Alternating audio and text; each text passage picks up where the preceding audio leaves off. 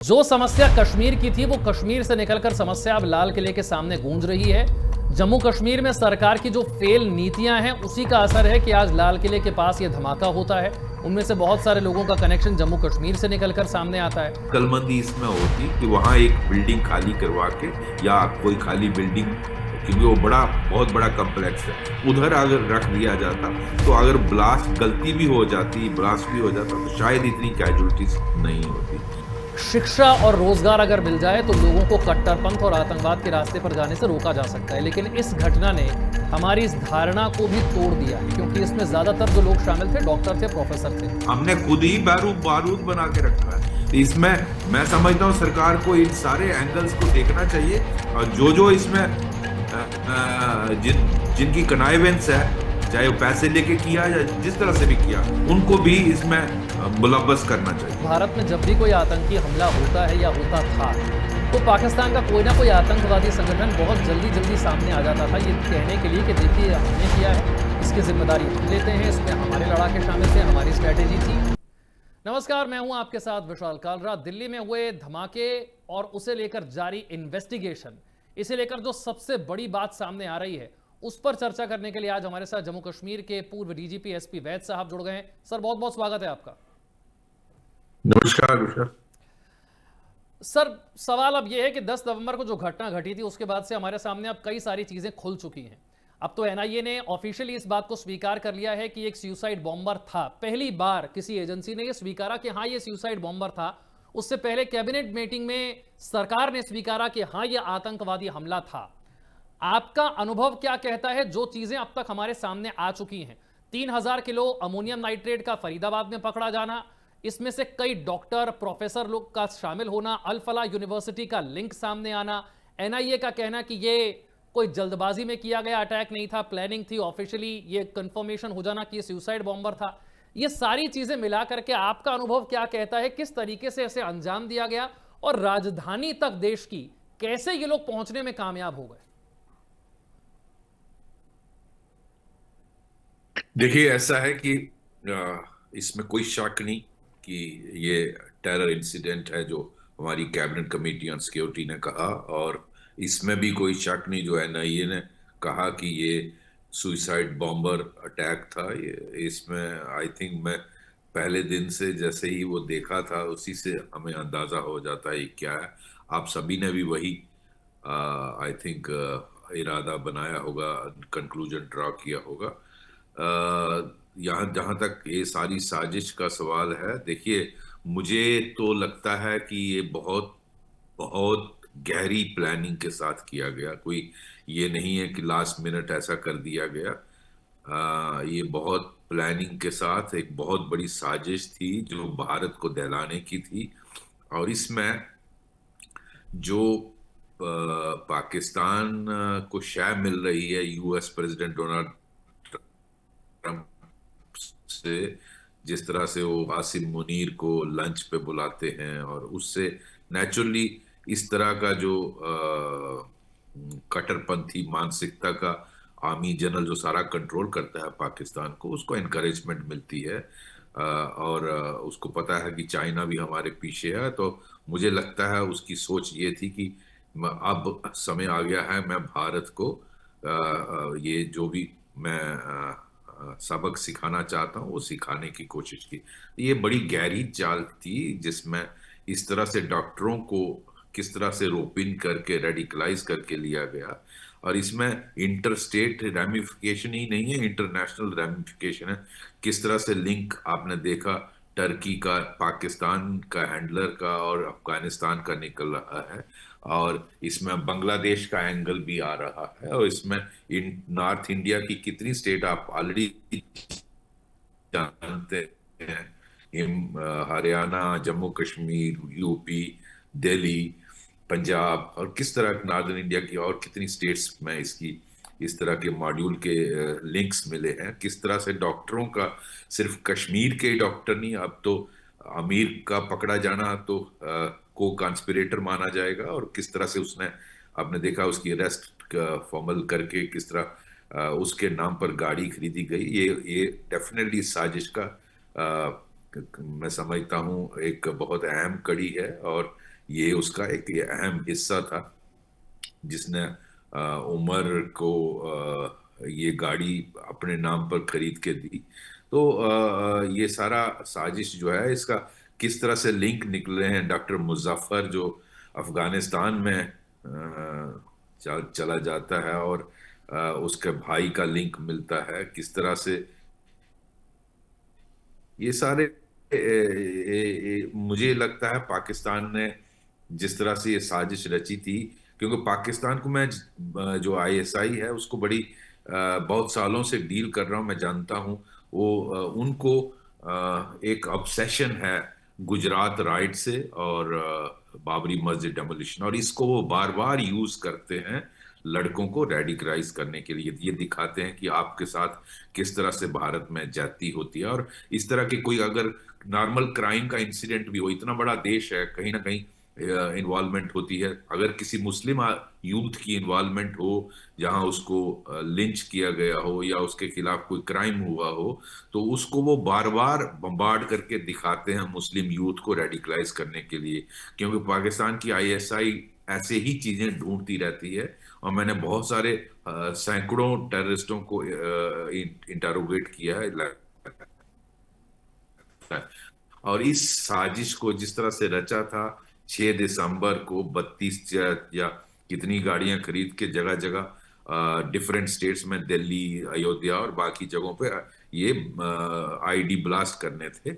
और इसमें खासियत ये है, दो चीजें हैं, एक तो डॉक्टरों को इन्वॉल्व किया गया जो नॉर्मल मदरसा शाब लोग नहीं है, दूसरा जिन पर शक नहीं जाता है, इज्जतदार ग्रुप माना जाता है अपने सोसाइटी में, तो उन पर जनरली शक नहीं जाता है। और किस तरह से अल फलाह यूनिवर्सिटी का रोल है वो भी बहुत अहम है, और बिना नैक एक्रेडिशन के, बिना यूजीसी के अप्रूवल के, बिना ऑल इंडिया मेडिकल काउंसिल की अप्रूवल से इस तरह के कोर्सेज चल रहे हैं। और किस आदमी के नाम पर है ये देखिए, जिसका क्रिमिनल रिकॉर्ड है। मुझे अगर चपरासी की नौकरी लेनी है तो मेरी पुलिस वेरिफिकेशन होती है, और आप एक आदमी को यूनिवर्सिटी का वो दे रहे हैं और उसकी कोई वेरिफिकेशन हुई। और इसमें अहम मुद्दा क्या है कि पाकिस्तान ने एनोनिमिटी के लिए, बिकॉज उसको पता है कि भारत ने अनाउंस किया है कि आप any act of terror will be seen as act of war, तो पाकिस्तान को अगर पता कनेक्शन मिल गया भारत को, तो भारत ठोकेगा। तो इसलिए उनको एनोनिमिटी के लिए उन्होंने भारत के लोगों को रेडिकलाइज किया, ये नहीं कि जिस तरह मुंबई में लेकिन एसपी भाई पाकिस्तानी साहब, ट्रेन इसमें टेररिस्टों को इसमें एक चीज आपने जरूर नोटिस की होगी, भारत में जब भी कोई आतंकी हमला होता है या होता था, तो पाकिस्तान का कोई ना कोई आतंकवादी संगठन बहुत जल्दी जल्दी सामने आ जाता था, ये कहने के लिए कि देखिए हमने किया है, इसकी जिम्मेदारी हम लेते हैं, इसमें हमारे लड़ाके शामिल थे, हमारी स्ट्रेटेजी थी। पहलगाम में भी टीआरएफ ने अपना नाम ले लिया था, फिर बाद में टीआरएफ डर कर पीछे हट गया और उसने कहा कि नहीं हमने कुछ नहीं किया है। लेकिन दिल्ली में हुए धमाके को लेकर किसी आतंकवादी संगठन ने ना तो पाकिस्तान में बैठे और ना ही भारत में बैठे किसी ने इस जिम्मेदारी को नहीं लिया, ना ही भारत सरकार के किसी ऑफिशियल स्टेटमेंट में किसी आतंकवादी संगठन या पाकिस्तान का नाम आता है। विशाल, ऐसा है कि वही डर अभी इसमें भी है, इसीलिए किसी भी तंजीम ने इसको ओन नहीं किया। ये हालांकि जैश ए मोहम्मद के फुटप्रिंट्स आपको दिखते हैं, क्लियरली दिखते हैं। आफ्टर ऑल पूरी जो इन्वेस्टिगेशन जो पोस्टर से चली वो कहाँ से, वो जैश ए मोहम्मद का ही था, और ये सब लोग जैश ए मोहम्मद के ही से लिंक्ड थे। लेकिन जैश ए मोहम्मद ने भी क्लेम नहीं किया, क्योंकि आसिम मुनीर नहीं चाहता है। आसिम मुनीर को पता है कि अगर आपने जैश ए मोहम्मद का ने इसको ओन किया तो जैश ए मोहम्मद कौन है, इसके पाकिस्तान की क्रिएशन, पाकिस्तान आईएसआई की creation, which means Pakistan ISI, which means Pakistan army, so you will hit them back. तो वो नहीं चाहता है इस तरह का कि उनका किसी तरह से लिंक पाकिस्तान तक पहुंचे, लेकिन बचेगा नहीं, क्योंकि भारत की एजेंसी लगी हुई हैं और इसमें लिंक मिल जाएंगे। नहीं सर, पाकिस्तान तो नहीं बचेगा, ये बात तो हम जानते हैं, लेकिन मेरा प्रश्न अब यह है कि क्या खतरा अब भी पूरे तरीके से टला है या टला नहीं है? क्योंकि स्लीपर सेल की जितनी संख्या है इनके पास, 3000 किलो ये विस्फोटक इकट्ठा कर लेते हैं, कई सारी गाड़ियों का इंतजाम कर लेते हैं, डॉक्टर, प्रोफेसर, ये लोग जो है इनको ब्रेन वॉश कर लेते हैं। तो इस बात की कोई गारंटी नहीं है कि जो दिल्ली तक पहुंच सकते हैं वो देश के बाकी हिस्सों तक नहीं पहुंच रहे होंगे, या ऑलरेडी इस तरह की कोई और प्लानिंग नहीं कर रहे होंगे। आपने देखा विस्फोटक के तौर पर भी एक ऐसी चीज इस्तेमाल की गई जो खाद उर्वरक के तौर पर यूज होती है, अमोनियम नाइट्रेट। बहुत ज्यादा शक नहीं होता, धीरे धीरे करके जमा करते रहते हैं। बिल्कुल विशाल, मैं बिल्कुल आपसे सहमत हूं और मुझे यही आशंका है कि इस तरह के और कितने टेरर मॉड्यूल हैं कंट्री में, ये हम नहीं जानते। और इसके बारे में एक बहुत बड़ा चैलेंज रहेगा ये इंटेलिजेंस एजेंसी और सिक्योरिटी फोर्सेस के लिए, क्योंकि इस देश में बहुत सारे एरियाज हैं जहां आप जानते हैं पुलिस की इतनी खुली रीच नहीं होती है, और वो मिनी एरियाज बने हुए हैं, सेक्लूडेड एरियाज बने हैं जहां नॉर्मली ये बीट कांस्टेबल नहीं जाता है। तो बहुत सारे शहरों को मैं आप नाम अगर आप चाहते हैं मैं ले सकता हूँ। बहुत सारे यूपी में आपके ऐसे सिटी हैं, बहुत सारे बंगाल में, केरला में, और इवन डाउन साउथ। तो इस यही बहुत खतरा है कि हमें इस तरह के जो टेरर मॉड्यूल्स हैं, आपने देखा कुछ दिन पहले गुजरात में टेरर मॉड्यूल आईसिस से लिंक मिला, आपने देखा पूना से निकला। इस तरह डाउन साउथ कितने टेरर मॉड्यूल हैं। तो हमें ये मैं समझता हूं इन बहुत सतर्क रहना है, और इनके ऊपर एक क्या पैनी नजर रखना जरूरी है, क्योंकि ये पाकिस्तान आईएसआई के बिहाफ पे काम करते हैं, और किस तरह से इनका प्लान है भारत को दहलाने का, ये सब हमें। और हाँ, मैं बार बार एक पॉइंट कहता हूं कि आप देखिए यहाँ तो मदरसा पढ़े लिखे लड़कों को तो इस्तेमाल नहीं किया गया, एक एजुकेटेड सेक्शन, हाईली एजुकेटेड डॉक्टरों का मॉड्यूल ये बनाया गया। तो लेकिन आप के देश में ये हर साल लाखों बच्चे मदरसों से निकलते हैं जहां क्या पढ़ाया जाता है मुझे बताने की जरूरत नहीं है। आपकी देश की संस्कृति के खिलाफ, आपके देश के खिलाफ इसको तोड़ने के बारे में बताया जाता है। तो किस तरह से वो मुझे मैं इलेबोरेट नहीं करना चाहता हूं, उसमें क्या क्या पढ़ाई जाती है, उसको मेन स्ट्रीमिंग नहीं किया गया। तो आप चर्न आउट कर रहे हो लाखों करोड़ों बच्चे हर साल, जिसको भारत को ही हेट करने की शिक्षा दी जाती है। तो क्या हम इस पर क्या कार्रवाई कर रहे हैं? नहीं और सर, हम तो ऑनलाइन, यूनिवर्सिटीज ये तो ऑफलाइन हो पर भी गया, कार्रवाई नहीं कर रहे ऑनलाइन हैं। किस? हम तो ये देख रहे हैं, अल-फलाह नाम की यूनिवर्सिटी आ जाती है, 7 डॉक्टर समेत 13 लोग एक यूनिवर्सिटी से हिरासत में ले लिए जाते हैं। पता चलता है कि उसको मिडिल ईस्ट से कहीं से फंडिंग हो रही थी, फिर उसकी मान्यता सदस्यता रद्द हो जाती है। ये एक्शन लेने में हम इतने लेट क्यों हो गए? हमें क्यों नहीं पता चला कि अल-फलाह नाम की एक यूनिवर्सिटी चल रही है जिसे विदेशों से फंडिंग है, वहां पर इस तरीके के लोग शामिल हो सकते हैं?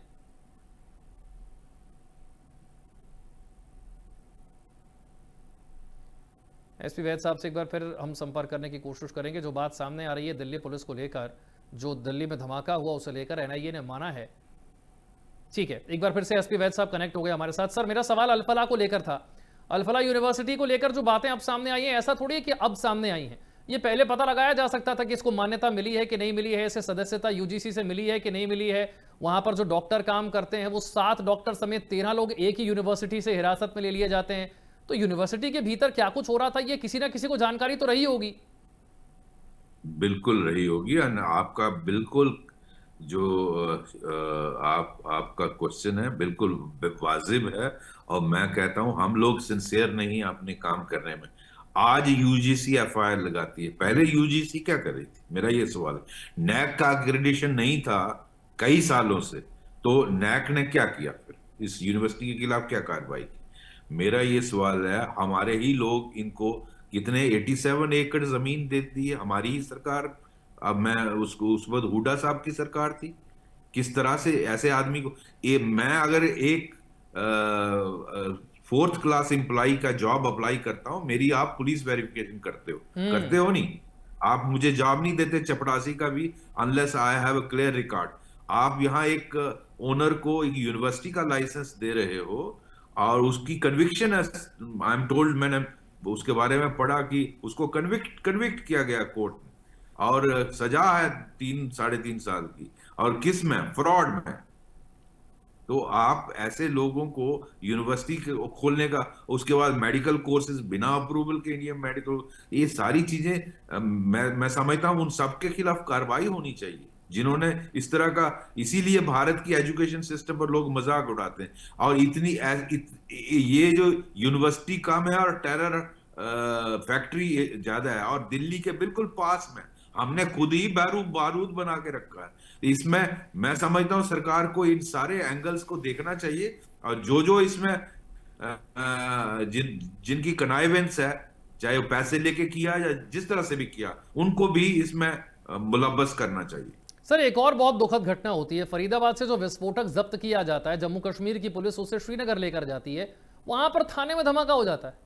वहां पर हमारे जी पुलिस वाले, हमारे फॉरेंसिक टीम वाले, बाकी लोग, उन लोगों की मौत हो जाती है। मतलब आतंकी जी जो नहीं कर पाए वो खुद हमारी अपनी गलती से हो गया। बिल्कुल।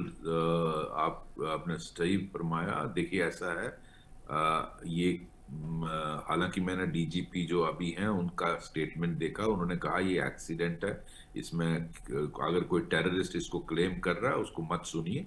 वो देखिए, हमेशा मैंने पहले भी देखा है पिछले 30-35 सालों में, हमारा ऐसा कोई हादसा एक्सीडेंटल होता है तो उसको टेरर ऑर्गेनाइजेशन पर क्लेम सर, करने हमारी की टीम्स कोशिश। जो होती है उन्हें विस्फोटक हैंडल करने की ट्रेनिंग दी जाती है, और जम्मू कश्मीर पुलिस को तो दी खास जाती है, तौर पर।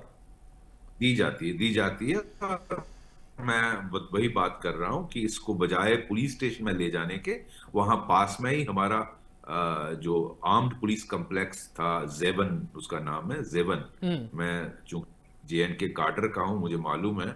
आर्म्ड पुलिस कॉम्प्लेक्स है इस पुलिस स्टेशन से कोई 2-3 किलोमीटर के हम्म। डिस्टेंस पे, ज्यादा दूर नहीं है।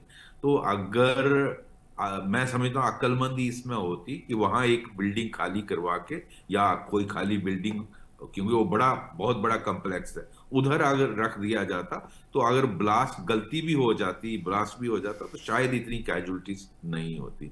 तो ये ध्यान देना चाहिए इसमें। मुझे लगता है जो प्रेजेंट डीजीपी साहब का स्टेटमेंट है, लगता है एफएसएल से ये टीम जो काम कर रही थी उनसे कहीं चूक हुई है और उससे ये ब्लास्ट हुआ। जी। अब मेरा सवाल जम्मू कश्मीर की पूर्व सीएम महबूबा मुफ्ती के एक स्टेटमेंट को लेकर है। उन्होंने कहा है कि जो समस्या कश्मीर की थी वो कश्मीर से निकलकर समस्या अब लाल किले के सामने गूंज रही है। जम्मू कश्मीर में सरकार की जो फेल नीतियां हैं उसी का असर है कि आज लाल किले के पास ये धमाका होता है। उनमें से बहुत सारे लोगों का कनेक्शन जम्मू कश्मीर से निकलकर सामने आता है। आपको लगता है कि हम जम्मू कश्मीर को सेव करने चले थे, लेकिन हम राजधानी को भी जो है एक तरीके से असुरक्षित कर दिया हमने, और लिंक लोगों के वहां से निकलकर सामने आ रहे हैं। नहीं, ऐसा है। मैं उनसे जो महबूबा जी कह रही हैं, मैंने इनफैक्ट उनके साथ बहुत क्लोजली काम किया है। ठीक है, ब्लास्ट दिल्ली में हुआ, लेकिन इसका मतलब नहीं है कि जम्मू कश्मीर में हालात में तब्दीली नहीं आई है। आप देखिए, वो ग्राउंड रियलिटी है।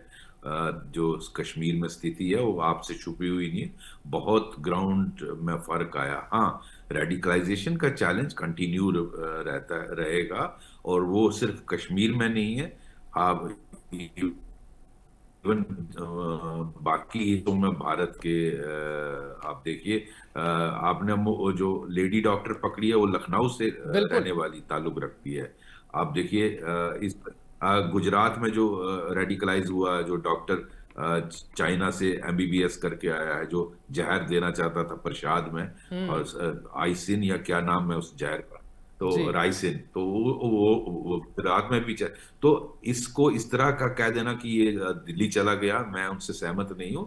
ये जब तक पाकिस्तान में इस तरह का मानसिकता रहेगी रेडिकल टेरर की, तो ये आपको, आपके लिए चुनौती बनी रहेगी। वो लेकिन ये बात सच है कि 2014 के बाद जिस तरह से उससे पहले ब्लास्ट हर शहर में होते थे, अटैक होते थे, मुंबई अटैक, दिल्ली में अटैक, हर शहर में अटैक, वो रुक गए थे, और उससे पाकिस्तान परेशान था। और मुझे लगता है उसी को करने के लिए उन्होंने ये भारत में ये सारी साजिश रची। तो एक इसका ये फैक्ट हम्म। महबूबा जी भी जानते। एक आखिरी प्रश्न है मेरा। हम आमतौर पर यह मानकर चलते हैं कि शिक्षा और रोजगार अगर मिल जाए तो लोगों को कट्टरपंथ और आतंकवाद के रास्ते पर जाने से रोका जा सकता है, लेकिन इस घटना ने हमारी इस धारणा को भी तोड़ दिया है, क्योंकि इसमें ज़्यादातर जो लोग शामिल थे डॉक्टर थे, प्रोफेसर थे। यानी शिक्षा भी बहुत अच्छी मिली थी उन्हें, रोजगार भी उनके पास था, अच्छा पैसा भी कमा रहे थे, उसके बावजूद उनका ब्रेन वॉश किया गया और उसके बावजूद उन्होंने इतना बड़ा अटैक प्लान कर दिया। कैसे आप फिर इस विचारधारा से कट्टरपंथ की लड़ेंगे? अगर शिक्षा और रोजगार भी समस्या का समाधान नहीं है तो फिर क्या समाधान होगा? विशाल, बिल्कुल। देखिए, जनरली ये कहा जाता है कि बेरोजगार और शिक्षा नहीं है तो मदरसा से निकले हुए हैं, नौकरी नहीं है, काम नहीं है, तो इस ये जी कश्मीरी लड़के टेररिज्म में जाते हैं। लेकिन ये वाला इंसिडेंट उसको डिसअप्रूव करता है। ये सारे हाईली एजुकेटेड डॉक्टर थे, नॉट ओनली एमबीबीएस, ये पोस्ट ग्रेजुएशन इन्होंने की है। रैशनल माइंड होगा, इंटेलिजेंट लोग होंगे, तभी आप एमबीबीएस की और सब्सिडाइज्ड डिग्री इनको फायदा हुआ। और इनका ड्रीम होता है, जम्मू कश्मीर में तो हर लड़का लड़की डॉक्टर बनना चाहता है। इनकी पास इतनी अच्छी नौकरियां, असिस्टेंट प्रोफेसर बने हुए हैं और ये 4-4 5-5 लाख की सैलरी ले रहे हैं। तो वो वाला बिल्कुल लेकिन देखिए, ये जो इनको रेडिकलाइजेशन की जाती है वो इस वजह से नहीं कि अनएम्प्लॉयड हैं और ये है। अगर देखा जाए ये पहले भी हुआ है। अब आप देखिए, ओसामा बिन लादेन एक इंजीनियर था, अल जवाहरी क्या था, वो एक डॉक्टर था। इवन आईसिस का जो चीफ था, क्या नाम था उसका, वो भी हाईली एजुकेटेड था, शायद मेरे ख्याल पीएचडी था। इस तरह भारत में अपने देश में कई बार आपने इंजीनियर्स, पीएचडी स्कॉलर्स कश्मीर में हमने पकड़े हैं। यूनिवर्सिटी के जो कश्मीर यूनिवर्सिटी में बहुत सारे लोग इसमें इन्वॉल्व हो गए थे। तो एजुकेशन डज नॉट मीन कि आप रेडिकलाइज नहीं होगे, क्योंकि ये इसके लिए वो रिलीजियस रेडिकलाइजेशन का इस्तेमाल करते हैं। और उसमें more education means you are going to get more radical, because आपको वो आपके पास उतने ही ज्यादा पढ़ाई लिखाई की वजह से रिसोर्सेज भी होते हैं, तो you become even more dangerous. बहुत बहुत शुक्रिया एसपी वैद साहब हमारे साथ जुड़ने के लिए। हम उम्मीद करते हैं कि इन्वेस्टिगेशन जल्द पूरी होगी और जो सच है वो सामने आएगा, इंसाफ जरूर होगा। बहुत बहुत शुक्रिया आपका। छोटा सा ब्रेक।